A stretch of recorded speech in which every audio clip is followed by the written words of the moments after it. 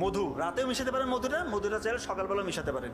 এই যে ভিজিয়ে রেখে সকালবেলা পান করলেন, মধুর মধ্যে রয়েছে গ্লুকোজ এবং ফ্রুক্টোজ, ইনস্ট্যান্ট আপনাকে ব্রেইনের মধ্যে এনার্জি দিবে। এবং এটা এমন একটা অ্যান্টিঅক্সিডেন্ট যার মধ্যে রয়েছে ফ্লাভোনয়েড এবং ফেনোলিক অ্যাসিড, যেটা কিনা আমাদের ব্রেইনটাকে সে প্রতিনিয়ত শক্তির জায়গায় ব্রেইনের যে নার্ভগুলো আছে তার ইন্ডাকশন পাওয়ার বাড়ায়। কথা কি বুঝতে পারতেছেন? ব্রেইনের কর্মক্ষমতা বাড়বে।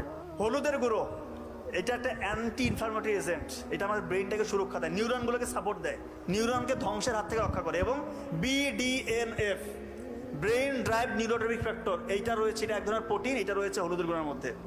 এইটা যখন বেশি বেশি তৈরি হবে আপনার শরীরের মধ্যে, তখন নতুন নতুন নিউরন তৈরি হবে, আপনার ব্রেইনের কর্মক্ষমতা অটোমেটিক বাড়বে ইনশাআল্লাহ। এবং মেথি, এটা দীর্ঘ সময় ধরে ধীরে ধীরে যতটুকু আপনার প্রয়োজন ততটুকু করে গ্লুকোজ আপনার ব্রেইনে সাপ্লাই দিবে।